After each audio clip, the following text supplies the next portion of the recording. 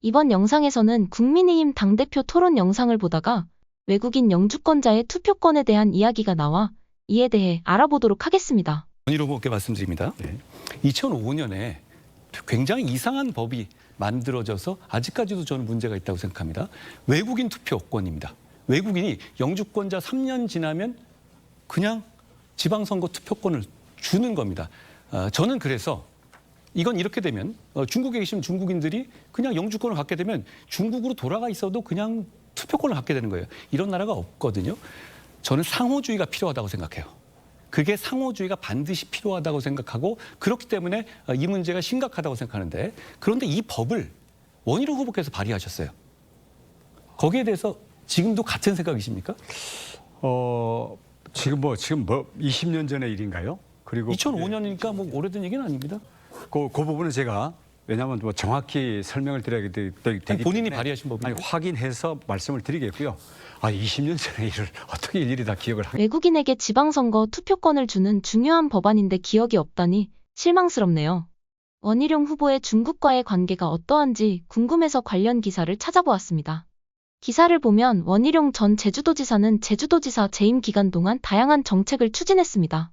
그중 일부는 중국과의 관계를 강화하는 방향으로 나아갔는데요. 제주도의 경제 발전과 외국인 투자 유치를 목표로 한 정책들이었습니다. 이 과정에서 중국 자본의 유입이 크게 늘었고 중국인들의 제주도 부동산 투자와 정착이 활발하게 이루어졌습니다. 특히 중국인들이 제주도의 관광 및 부동산 시장에 큰 영향을 미쳤습니다. 요즘 제주도의 상황을 보면 정말 충격적인 일들이 벌어지고 있습니다.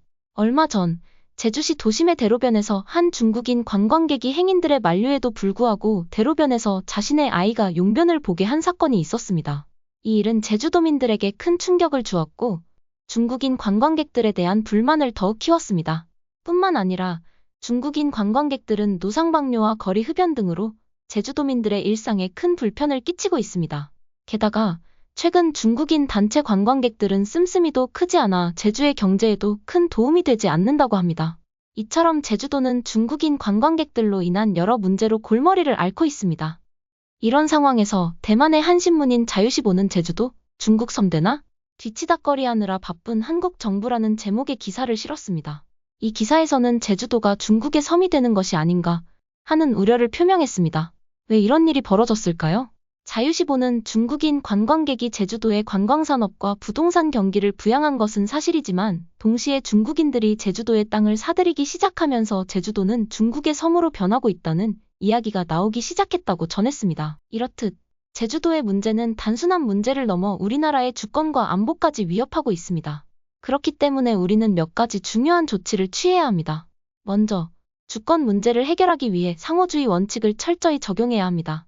상호주의 원칙이란 상대국이 우리 국민에게 부여하는 권리를 동일하게 상대국 국민에게 부여하는 것을 의미합니다. 예를 들어 중국이 우리 국민의 부동산 취득을 제한한다면 우리도 중국 국민의 부동산 취득을 동일하게 제한해야 합니다. 이렇게 하면 불균형을 바로잡고 우리 주권을 더욱 확고히 할 수 있습니다. 다음으로 중국인의 한국 부동산 취득을 제한해야 합니다. 현재 많은 중국인들이 제주도뿐만 아니라 전국적으로 부동산을 구매하고 있습니다. 이를 막기 위해 부동산 취득 조건을 강화하고 외국인의 부동산 소유 한도를 설정할 필요가 있습니다.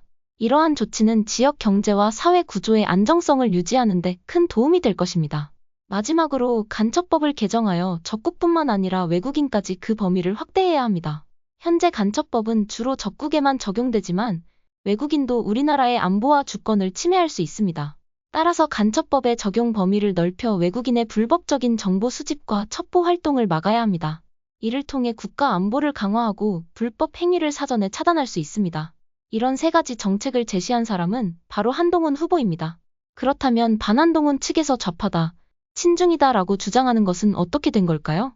프레임에 흔들리지 않고 실질적인 정책을 보고 판단해야 할 때라고 생각됩니다. 여러분은 어떻게 생각하시나요?